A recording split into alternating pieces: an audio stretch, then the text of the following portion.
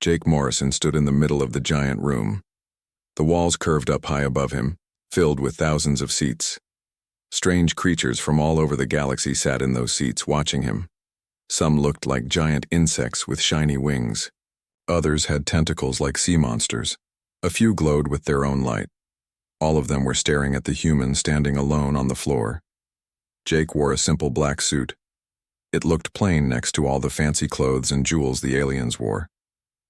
His brown hair was cut short and neat. His blue eyes stayed calm even though he could feel the weight of all those alien gazes on him. This was the Galactic Council. Every important species in the known galaxy had a seat here. They made the big decisions about war, peace, and who could join their alliance. Today they were deciding if humans deserved a place among them. Jake cleared his throat. The sound carried perfectly through the room thanks to the translation machines built into every seat. When he spoke, his words would be turned into clicks, chirps, musical tones, and flashing lights so every species could understand. Honored members of the council, Jake began. His voice was steady and respectful. My species, humanity, asks to join your great alliance. We want to live in peace with all of you. We offer our friendship, our knowledge, and our promise to follow the rules you have built over thousands of years. A loud clicking sound came from one of the upper sections. Jake looked up to see a creature that looked like a praying mantis, the size of a person. Its wings caught the light and threw rainbow colors across the nearby seats. This was Prime Minister Klaxon of the Zephyrians. Your species has a dark history, human, Klaxon said. The translation machine made his clicks into words that everyone could understand. We have studied your planet's records.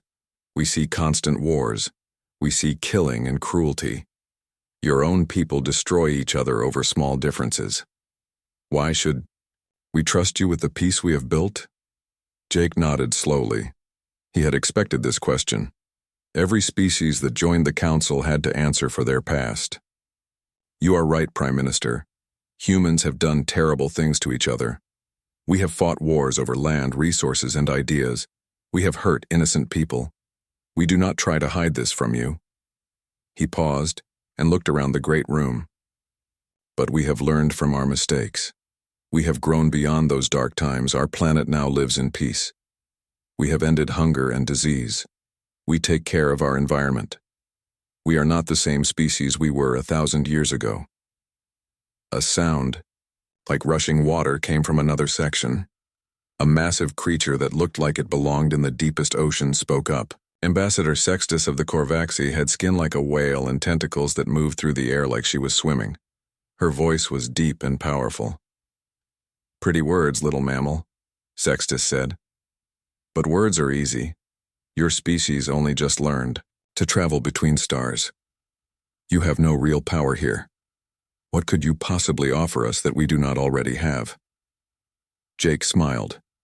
It was not an angry smile or a proud one. It was sad and a little worried. Before I answer that question, Ambassador, I need to tell you something important about my people, something that might help you decide if you want us as friends or not. The room grew quiet. Even the constant background noise of alien breathing and movement seemed to stop. Jake could feel that he had their full attention now. Humans are capable of great love, Jake said. We love our families more than our own lives. We love our friends, our communities, our home planet. We can be very kind and generous. We share what we have with those who need it. We risk our lives to save strangers. We take care of the weak and protect the innocent. He looked up at the alien faces watching him. Some seemed confused by his words. Others looked bored, as if they had heard this kind of speech many times before. But, Jake continued, and his voice grew more serious, I must also warn you about something else. Humans become very different when the things they love are threatened, when our families are in danger, when our friends are hurt, when peaceful solutions stop working. We change. Jake walked to the center of the speaking area. His footsteps echoed in the quiet room. Please, he said, and his voice carried a weight that made even the largest aliens pay attention. Please do not make us angry. We are telling you this not as a threat, but as friends who want you to understand us completely. When humans are pushed too far, When we have no other choice, we become something that even we do not like to think about. A sound like breaking glass came from the Corvaxi section. Ambassador Sextus was laughing. Other aliens joined in with their own versions of laughter. Musical notes, flashing lights, and strange whistles. "Is this supposed to frighten us?" Sextus asked. "Your entire species could fit on one of our smaller moons. Your weapons are crude compared to ours. Your ships are slow and fragile. What could you possibly do that would worry any of us?" Jake's face stayed calm, but something cold flickered behind his eyes for just a moment. "I am not trying to frighten you, Ambassador. I am trying to love you." The laughter stopped. "Love us?" Klaxon clicked in confusion. "What does that mean?" "It means we want to be your friends," Jake explained.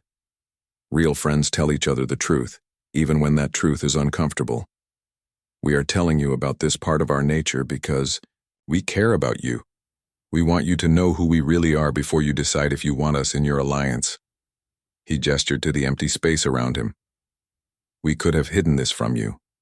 We could have pretended to be completely peaceful and harmless. Many species probably do this when they ask to join the council, but we respect you too much to lie." A new voice spoke up from the middle section. This alien looked almost like a human, but with gray skin and large black eyes. "What exactly happens when humans become angry?" asked Counselor Vex of the Altarians. Jake was quiet for a long moment.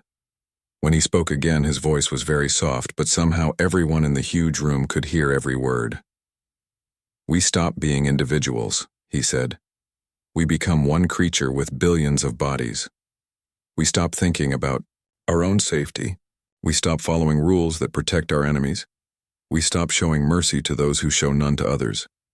We fight not just to win, but to make sure the threat can never hurt anyone ever again." The room was completely silent now. "Throughout our history," Jake continued, "there have been times when peaceful people were forced to become warriors. When that happened, we did not just defeat our enemies, we made sure they could never be enemies again. This is not something we are proud of. It is something we fear about ourselves. That is why we are warning you."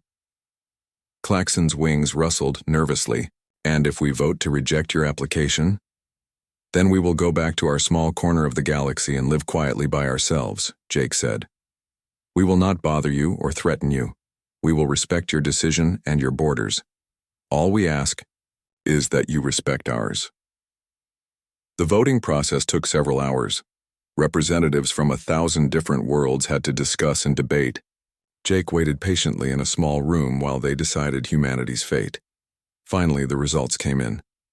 By a narrow margin, humanity was accepted into the Galactic Council as a probationary member. They would have limited voting rights and would be watched carefully for the first 10 years. As Jake left the council chamber, he was joined by 2 other humans who had been waiting outside. Dr. Helen Carter was a scientist who studied alien life forms. She was short and slim with red hair and green eyes. Captain Ryan Hayes was their military advisor, tall and strong with graying hair and serious brown eyes. "Do you think they understood what you were trying to tell them?" Helen asked as they walked down the long hallway. Jake watched the alien delegates passing by them. Most barely looked at the humans. A few stared with curiosity, but most seemed to have already forgotten about the warning they had just heard. "No," Jake said quietly. "I do not think they understood at all." Captain Hayes frowned. "Maybe that is for the best. If they really understood what humans are capable of when we are angry, they might have voted differently." "Maybe," Jake agreed. "But I hope we never have to show them what we meant."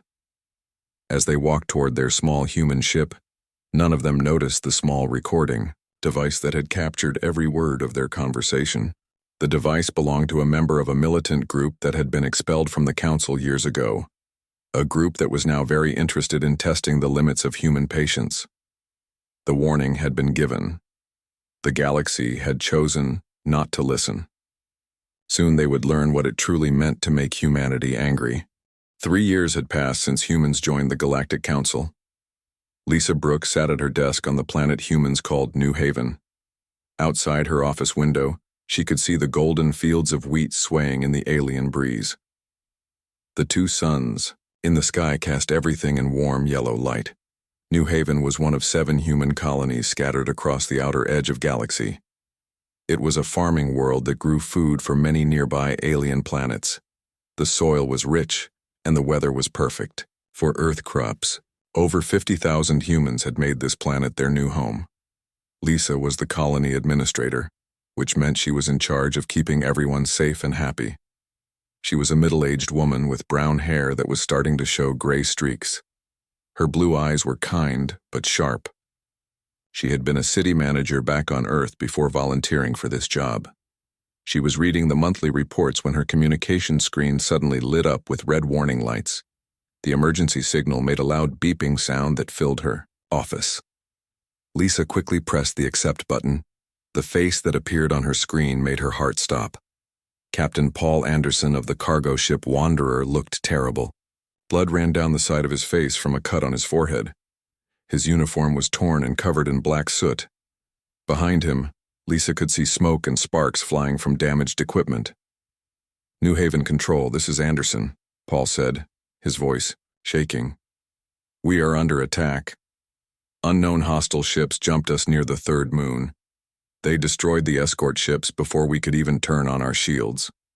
Lisa felt cold fear run through her body. Paul, who is attacking you? Are they pirates? Negative, Paul replied. These ships are too big and too organized for pirates. They have military-grade weapons and they knew exactly where to find us. They are demanding we surrender our cargo and passengers. Lisa's hands moved quickly over her control panel, bringing up the colony's defense systems. Get to the planet's surface, Paul. We will protect you from here. Lisa, there is something else, Paul said, and his voice got even more scared. They are broadcasting on all frequencies. They call themselves the Hegemony. They say they are here to liberate this system from alien control, the Hegemony. Lisa had heard that name in classified reports from Earth. They were a group of different alien species who had been kicked out of the Galactic Council decades ago. They believed that strong species should rule over weak ones. They took prisoners to use as slaves and workers. Paul, how many ships? Lisa asked. At least 20 that I can see. Maybe more coming out of hyperspace. Lisa, they are heading straight for the planet. Lisa activated the colony-wide emergency alert. All across New Haven, sirens began to wail. The sound carried across the farming, settlements, the small cities, and the research stations. Every human on the planet would know that danger was coming. All colonists, this is Administrator Brooks. Lisa spoke into the planet-wide communication system. We are under attack by hostile forces. Move to your assigned emergency shelters immediately. This is not a drill. Through her office window, Lisa could see people running. Parents carried small children while older kids held hands and stayed close. The colonists had practiced this many times, but now it was real. Ben Martinez, the colony's chief of security, burst into Lisa's office.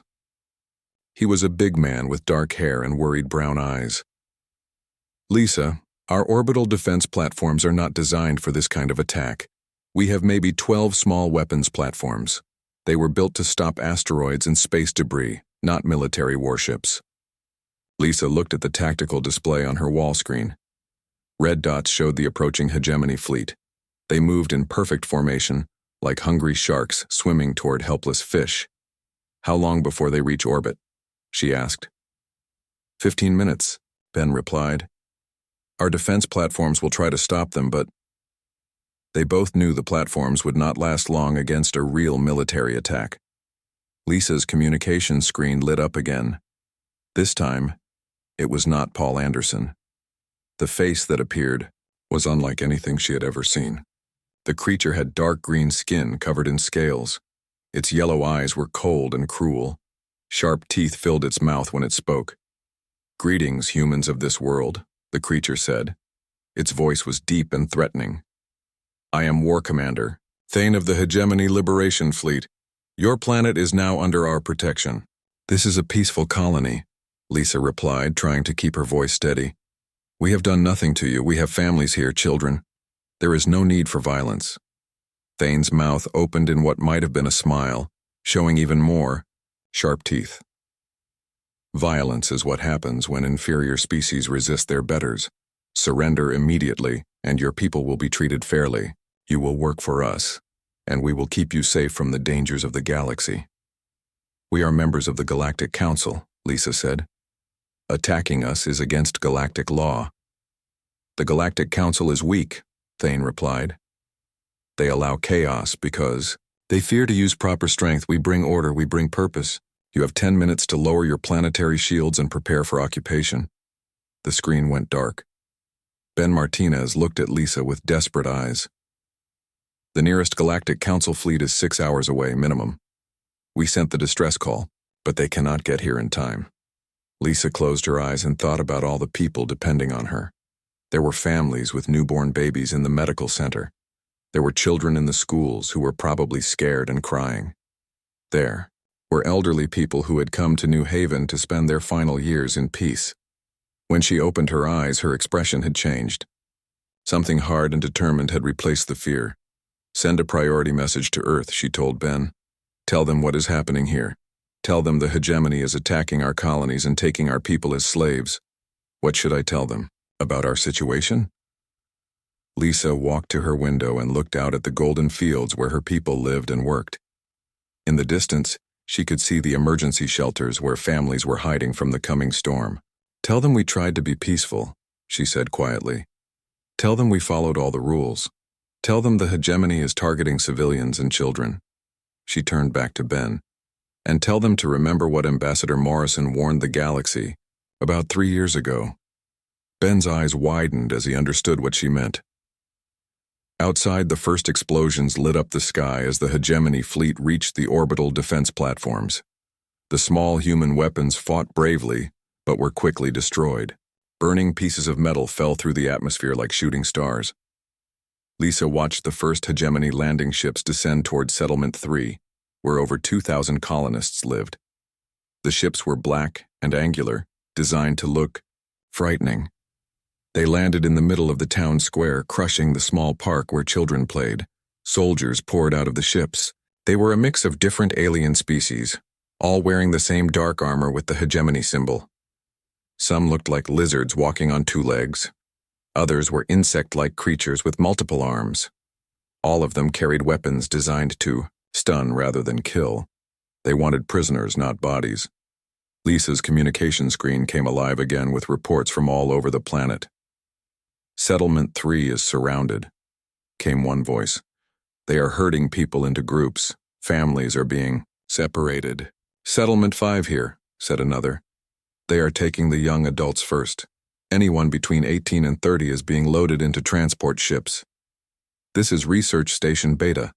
They have taken all our scientists. They said they need workers who understand technology.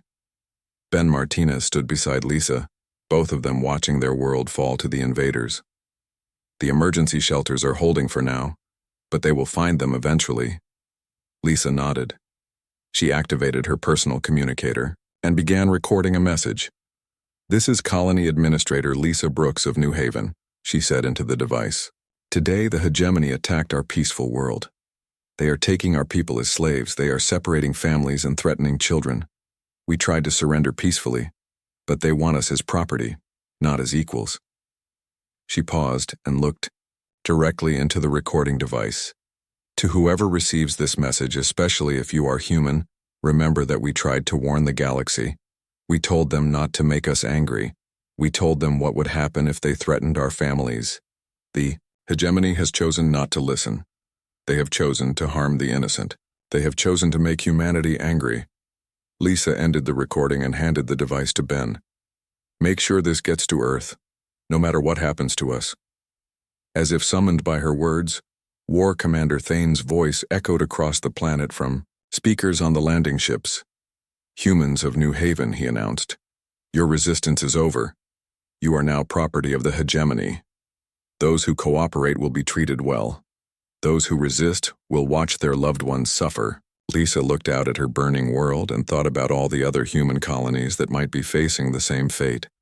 She thought about the children hiding in the emergency shelters, scared and crying for their parents.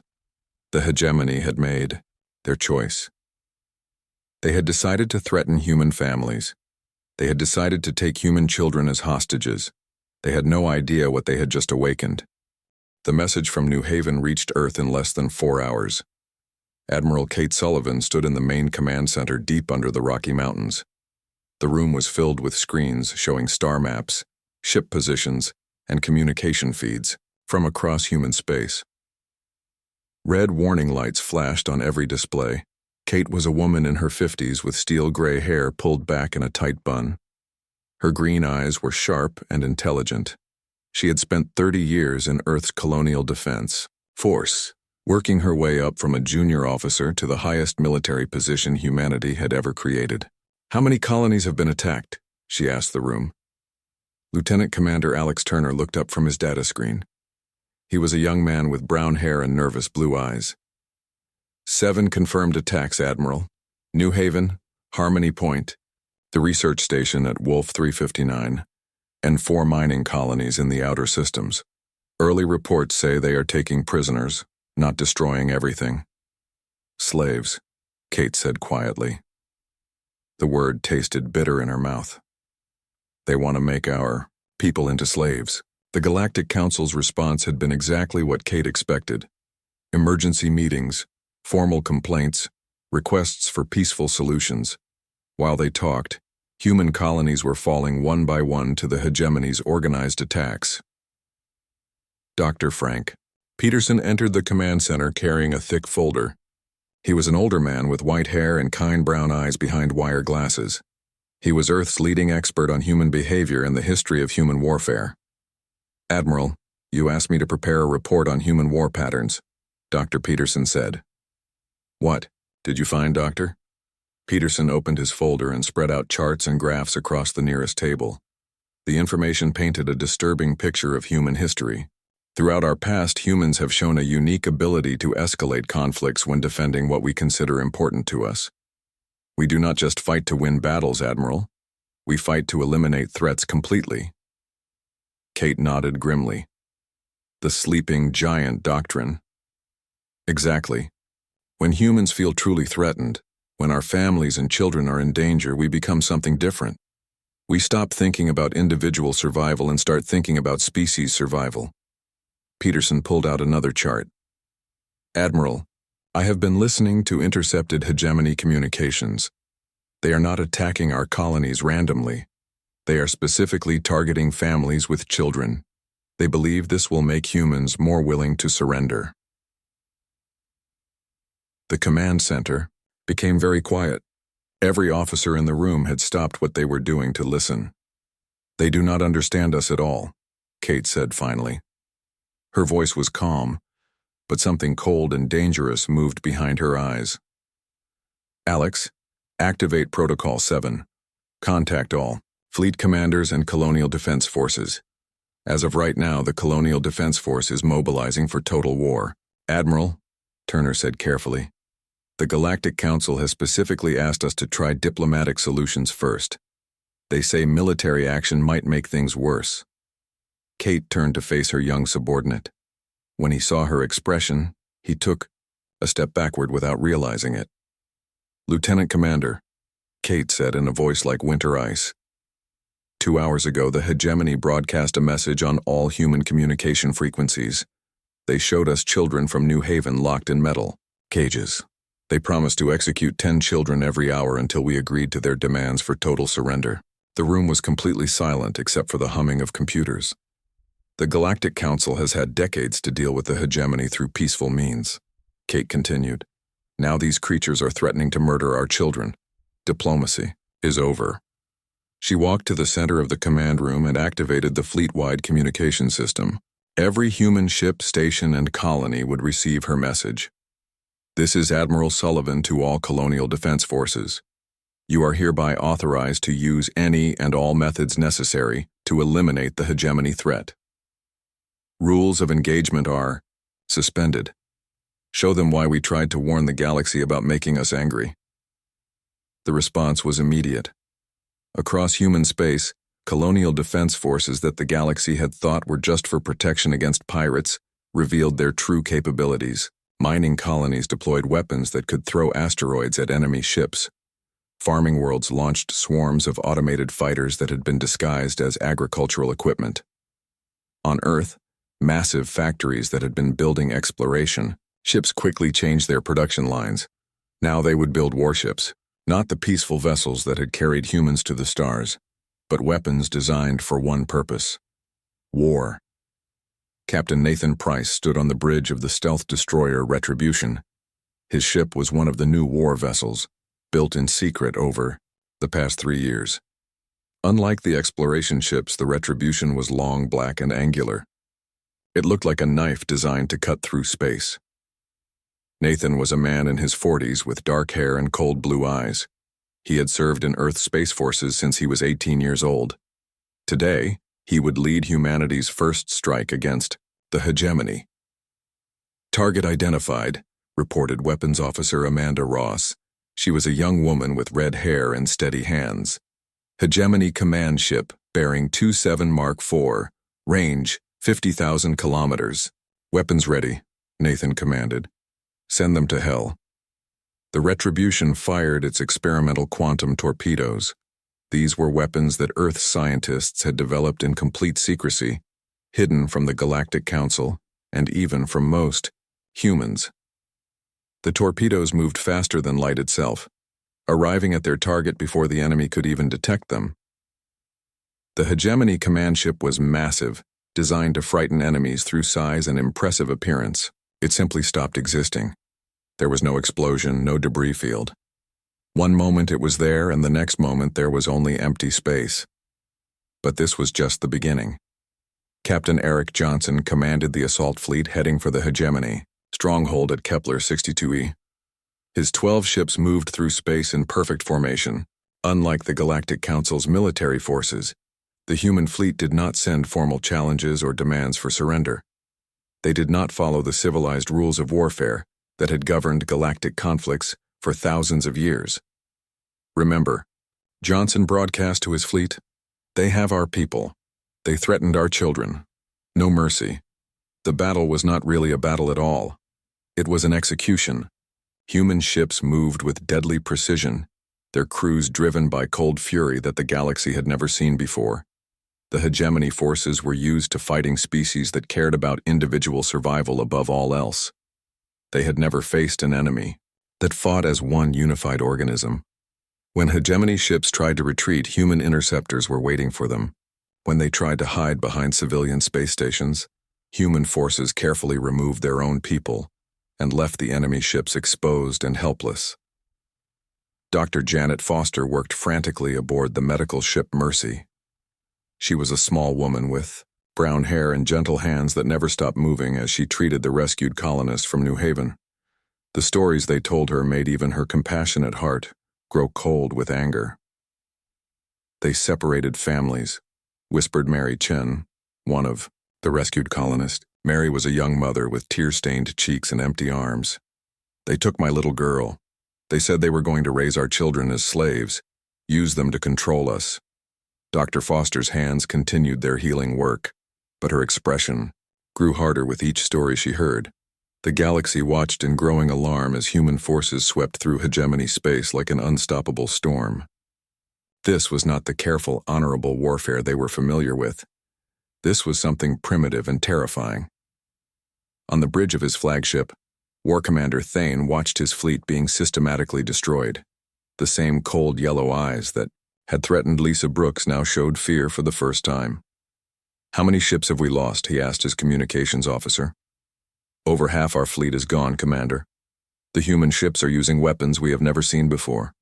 They appear out of nowhere, destroy our vessels, and disappear before we can respond." Thane's scaled hands gripped the arms of his command chair.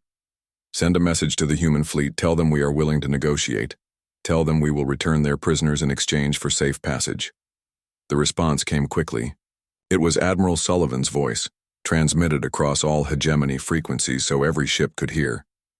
"War Commander Thane," she said, and her voice was like the sound of a grave being dug. "You had your chance to negotiate. You chose to threaten our children instead. There will be no safe passage, there will be no mercy, there will be no negotiation. You made humanity angry. Now you will learn what that means." Thane's communication officer looked at him with wide, frightened eyes. "Commander, they are not following any of the established rules of warfare. They are not taking prisoners. They are not accepting surrenders." "What are they doing?" "They are eliminating every hegemony ship they encounter. Completely. No survivors, no escape pods, no distress beacons. It is like they want to erase us from existence." Thane stared at the tactical display showing the positions of his remaining ships. Red dots representing human forces surrounded them on all sides. There was nowhere to run, nowhere to hide. For the first time in his military career, War Commander Thane understood what it meant to face an enemy that was not fighting for victory, but for the complete destruction of a threat to their. 6 weeks after the first attack on New Haven, the human war machine had become something the galaxy had never seen before. What started as defensive actions to protect colonies had grown into a systematic hunt across 3 star systems. Commander Nathan Price stood on the bridge of the Retribution, watching his tactical display. His ship had destroyed 47 hegemony vessels in the past month. Each red dot that disappeared from his screen represented hundreds of enemies who would never threaten human children again. "Contact on long-range sensors," reported Lieutenant Sarah Kim from her station. She was a young woman with black hair and sharp brown eyes. 3 hegemony destroyers attempting to reach the jump point at Wolf 437. "They are trying to escape," said Weapons Officer Amanda Ross. "Should we let them go?" Nathan's expression did not change. "No. They were part of the fleet that attacked the research station. They helped take Professor Williams and his family hostage." The memory of the transmission from Wolf 437 was burned into every human's mind. Professor Jim Williams had been forced to watch as hegemony soldiers threatened his 8-year-old daughter to make him cooperate. The little girl's tears had been broadcast across the galaxy as proof of hegemony power. "Pursue and destroy," Nathan ordered. "No survivors." The Retribution moved through space like a hunting shark. Its black hull made it almost invisible against the stars. Its quantum torpedoes could strike targets before they even knew they were being hunted. The 3 hegemony ships never had a chance. They exploded in silent flashes of light, adding their wreckage to the growing field of debris that marked humanity's path of vengeance. On the other side of the galaxy, Captain Eric Johnson led a different kind of mission. His fleet had surrounded the planet Nexus Prime, the hegemony's main military base. The planet was heavily defended with orbital weapons platforms and fighter squadrons. Eric stood in the command center of his flagship, the destroyer Vengeance. He was a tall man with gray hair and scars on his hands from years of military service. Around him, his crew worked with quiet efficiency. "Admiral Sullivan is on the communication channel," announced Communications Officer Dale Morgan. Eric activated the secure channel. Admiral Sullivan's face appeared on his screen, transmitted from Earth across dozens of light years. "Captain Johnson," she said, "what is the status of your mission?" "The planet is surrounded, Admiral. Their orbital defenses are strong, but we can break them. However, our scans show approximately 2 million civilians on the surface. Many appear to be prisoners from various worlds, including about 50,000 humans." Sullivan nodded. "What do you recommend?" Eric looked at his tactical display. The red dots showing enemy positions were scattered across the planet's surface. "Give me 48 hours, Admiral. My teams can extract our people and any other prisoners who want to leave. After that, you eliminate the threat," Sullivan finished. "Approved. Make sure our people come home, Captain." The extraction operation began immediately. Human Special Forces teams trained in secret on Earth used advanced stealth technology to land on Nexus Prime undetected. These were not the peaceful explorers who had first contacted the galaxy. These were soldiers created for one purpose: bringing human families home safely. Sergeant Tony Martinez led Alpha Team through the underground prison complex beneath the planet's capital city. His team moved silently through corridors lit by dim emergency lights. They had been searching for 3 hours when they found them. The human prisoners were being held in a section deep underground. Men, women, and children were crowded into metal cages barely large enough for a single person. Many showed signs of beatings, all looked underfed and scared. "Daddy," a small voice cried out.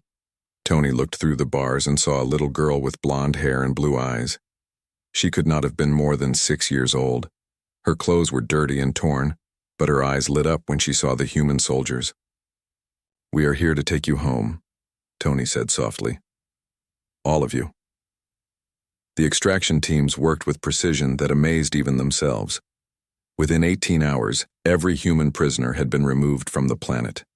They also rescued thousands of other species who had been enslaved by the hegemony, but they left something behind. Hidden throughout the prison complex, the human soldiers placed small devices that would ensure the hegemony could never use these facilities again. From orbit, Captain Johnson watched the evacuation ships reach safety. His tactical officer, Major Linda Stone, approached with the final casualty report. "All human prisoners recovered, Captain. 0 casualties among our extraction teams. The other rescued species are being transported to neutral stations where they can contact their governments." Eric nodded. "And the hegemony forces?" "Still in position. They do not seem to realize what happened. Their communication systems have been experiencing technical difficulties." Eric allowed himself a small smile. The technical difficulties were caused by human cyber warfare specialists who had turned the enemy's own systems against them. "Signal the fleet," Eric commanded. "Begin orbital bombardment. Target all military installations, government buildings, and weapons factories. Leave the civilian areas untouched." The bombardment lasted for 12 hours. Human ships rained destruction down on everything that had supported the hegemony war machine. When it was over, Nexus Prime was no longer capable of threatening anyone. But Eric was not finished. "Send a message to any surviving hegemony forces on the planet," he ordered. "Tell them they have 24 hours to evacuate all remaining civilians to the designated safe zones. After that, we will finish what they started." The message was broadcast on all frequencies. It was not a negotiation or a demand for surrender. It was a simple statement of fact. Dr. Janet Foster continued her work aboard the medical ship Mercy. Over the past weeks, she had treated hundreds of rescued prisoners. Each story she heard made her understand more clearly why Admiral Sullivan had ordered the complete destruction of the hegemony. "They had a breeding program," whispered one rescued woman named Carol Davis. She was young, maybe 25, with brown hair and haunted green eyes. "They were selecting the healthiest humans to produce children. Those children would be raised as the next generation of slaves." Dr. Foster's hands never stopped working as she treated Carol's injuries, but her expression grew colder. "You are safe now," she said gently. "They will never hurt you or anyone else again." "How can you be sure?" Dr. Foster looked out the medical bay window at the human fleet. Dozens of warships moved in perfect formation, their black hulls reflecting the light of distant stars. "Because we are not fighting to defeat them. We are fighting to erase them." On Earth, Admiral Sullivan stood before a holographic display showing the entire galaxy. Red markers showed the location of every known hegemony base, fleet, and installation. Over the past 6 weeks, most of those markers had turned gray, indicating they had been eliminated. Dr. Peterson approached with his daily report. "Admiral, the Galactic Council is requesting an immediate meeting. They say the scope of our military response is causing concern among member species." Kate did not look away from the display. "What kind of concern?" "They're afraid of us, Admiral. Several species have started moving their fleets away from human space. The Zephyrians have closed their borders to human ships. The Korvaxi are demanding that we cease all military operations immediately." Kate turned to face Dr. Peterson. Her expression was calm, but her eyes held the weight of every human child who had been threatened by the hegemony. "Doctor, 3 months ago, my granddaughter Lucy was visiting the research station at Wolf 359 with her parents. She is 7 years old. She likes to draw pictures of spaceships and dreams of becoming an explorer like her grandfather." Dr. Peterson listened quietly. When the hegemony attacked that station, they specifically targeted the family quarters. They took Lucy and 63 other human children hostage. They put them in cages and broadcast their tears across the galaxy as a demonstration. of power. Kate walked to the window overlooking the Colorado mountains. The Galactic Council had 48 hours to respond to that act of terrorism against children. Instead, they formed a committee to study the situation. And now? Now Lucy is safe. Every human child is safe. The hegemony will never threaten anyone's children again. Kate turned back to Dr. Peterson. Tell the Galactic Council they can meet whenever they want, but they should remember that we warned them 3 years ago about making us angry. Some lessons can only be learned the hard way. Across the galaxy, the remaining hegemony forces were learning that lesson. War Commander Thane sat in his damaged command center on the fortress world of Keth 4, listening to reports of defeat after defeat. How many ships do we have left? He asked his surviving officers. Less than 200, Commander. The humans have destroyed over 90% of our fleet. They are not taking prisoners, they are not negotiating, and they are not showing any mercy. Thane looked at the tactical display. Human forces were converging on his position from 3 directions. There was nowhere left to run. Send a message to the human fleet, he ordered. Tell them we surrender unconditionally. Tell them we will return all remaining prisoners and disband our forces.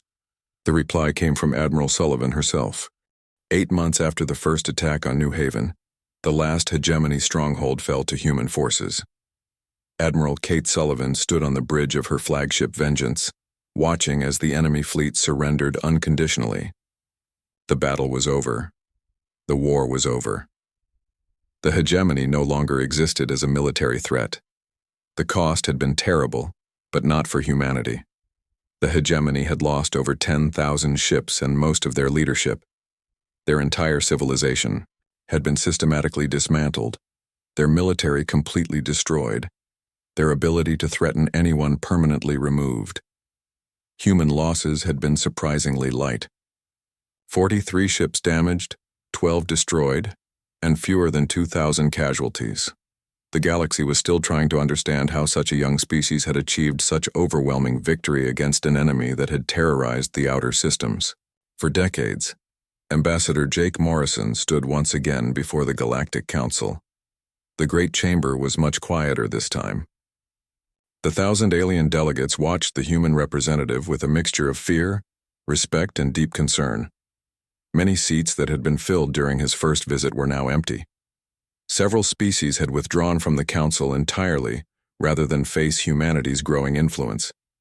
Honored Council, Jake began, his voice as calm and respectful as it had been 3 years earlier. Humanity has completed its response to the hegemony threat. All human colonies have been liberated. All prisoners have been recovered. The hegemony's capacity for future aggression has been permanently eliminated. Prime Minister Claxon of the Zephyrians spoke first. His usual arrogance had been replaced by careful politeness. Ambassador Morrison, the Council must address the extent of humanity's response. Our records show that the hegemony fleet originally numbered over 10,000 vessels. Our sensors indicate that fewer than 50 ships survived your campaign. Jake nodded calmly. That is correct, Prime Minister. And the hegemony leadership? Those responsible for attacking human civilians and threatening human children have been dealt with according to human justice. A nervous rustling went through the assembled delegates. Ambassador Sextus of the Corvaxi raised one of her massive tentacles. What does human justice mean in this context, Ambassador? Jake's expression remained perfectly neutral. It means they will never threaten anyone's children again. Ever. The silence stretched uncomfortably until Dr. Helen Carter stepped forward. She now served as humanity's chief diplomatic advisor. Her red hair had gained some gray streaks over the past months, and her green eyes held a wisdom that came from witnessing both the best and worst of galactic civilization. Honored Council, Helen said, I believe there has been a fundamental misunderstanding about human nature. You looked at our capacity for violence and assumed it was our defining characteristic. You were wrong. She gestured to a holographic display that showed images of the rescued prisoners. Every human warship in our fleet carried complete medical facilities. Every assault included detailed plans for civilian evacuation. Every occupied world was rebuilt better than it was before the hegemony arrived. We did not destroy them out of hatred. We destroyed them out of love. Jake resumed speaking. 3 years ago, I stood in this chamber and warned you not to make us angry. I was not threatening you. I was trying to protect you from making a terrible mistake. Humanity does not seek war. We do not enjoy violence. We do not conquer for the sake of power or territory. He looked around the chamber, meeting the gaze of each major delegate. But when you threaten what we love, when you harm the innocent, when you make war against our families, you awaken something that your species have never had to develop. You fight to win battles. Humans fight to end threats forever. You show mercy to encourage surrender. Humans show mercy only to those who have earned it. Counselor Vex of the Altarians leaned forward in his seat. And now, Ambassador, what does humanity want from the galaxy? Jake smiled, and for the first time in months, it was a genuinely warm expression. The same thing we have always wanted, Counselor. Peace, friendship, the chance to explore the stars together and build something better than any of us could achieve alone. And if another threat emerges to challenge galactic peace, then the galaxy will understand why we tried to warn them, Jake replied quietly. We are not your enemies. We never want to be your enemies. But we will become whatever we need to become to protect the innocent and preserve peace. Prime Minister Claxon clicked nervously. The Council has been discussing humanity's place in the galactic community. Some members feel that your recent actions demonstrate that humans may be too dangerous to remain in the Alliance. Jake's smile faded. Dr. Carter stepped closer to him, and Captain Ryan Hayes, who had been standing quietly in the background, moved his hand closer to his weapon. Prime Minister, Jake said carefully, are you threatening to expel humanity from the Galactic Council? The Council is simply concerned about the precedent your actions might set. If every species responded to threats with such overwhelming force, if every species cared about their children as much as humans do, Jake interrupted, the hegemony would never have existed in the first place. They operated for decades while the Council held meetings and formed committees. They enslaved entire populations while you debated proper responses. He walked closer to the center of the speaking area. You want to know what makes humans dangerous? It is not our weapons or our ships or our willingness to fight. What makes us dangerous is that we actually mean it when we say we will protect the innocent. When we promise that children will be safe, we keep that promise no matter what it costs. Dr. Carter activated a holographic display showing footage from the rescued colonies. The hegemony had been operating slave camps on 17 different worlds. They had breeding programs designed to create new generations of slaves. They were specifically targeting children because they believed young minds would be easier to control. The images showed human soldiers carrying frightened alien children to safety. They showed medical teams treating beings from dozens of different species. They showed human engineers rebuilding destroyed cities and restoring damaged ecosystems. Every species that was enslaved by the hegemony has been freed, Helen continued. Every child that was taken from their families has been returned home. Every world that was damaged has been repaired. We did not do this for conquest or glory. We did it because it was the right thing to do. Ambassador Sextus spoke again, but her tone was more respectful now. The Council acknowledges that humanity's actions resulted in the liberation of over 2 million enslaved beings. We also acknowledge that your forces showed remarkable restraint in protecting civilian populations. However, Prime Minister Claxon added, the complete destruction of the hegemony military has created a power vacuum that concerns many Council members. What guarantee do we have that humanity will not use its demonstrated military superiority to dominate other species? Jake was quiet for a long moment. When he spoke, his voice carried the weight of humanity's entire history. 3 years ago, I told you that humans become dangerous when our families are threatened. I also told you that we are capable of great love and great sacrifice for those we consider friends and allies. The choice of which version of humanity you encounter is entirely up to you. He gestured to the empty seats in the chamber. Several species have already made their choice. They have withdrawn from the Council rather than risk association with humans. That is their right, and we respect their decision. And the species that choose to remain allied with humanity? They will find that we are the most loyal friends they could ever ask for. We will share our knowledge, our resources, and our protection. We will stand beside them against any threat, no matter how great. We will treat their children as if they were our own." Jake paused and looked directly at Prime Minister Claxon. "But they will also understand that friendship with humanity comes with certain expectations. We expect our allies to share our commitment to protecting the innocent. We expect them to act when children are threatened, not form committees to study the situation." Dr. Carter stepped forward again. "The hegemony threat existed for 40 years while the Council debated responses. In 8 months, humanity eliminated that threat completely.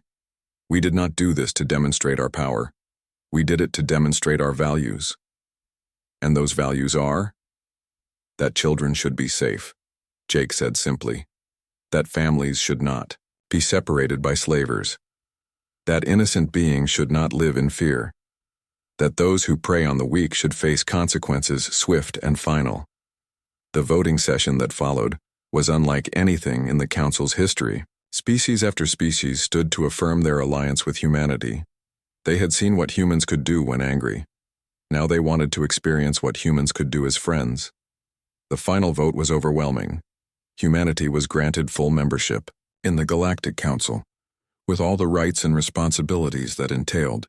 More importantly, they were asked to take a leading role in the Council's new Protective Services Division, ensuring that no other species would suffer the fate that had befallen the hegemony's victims. As the session concluded and the delegates filed out, many of them approached the human representatives personally.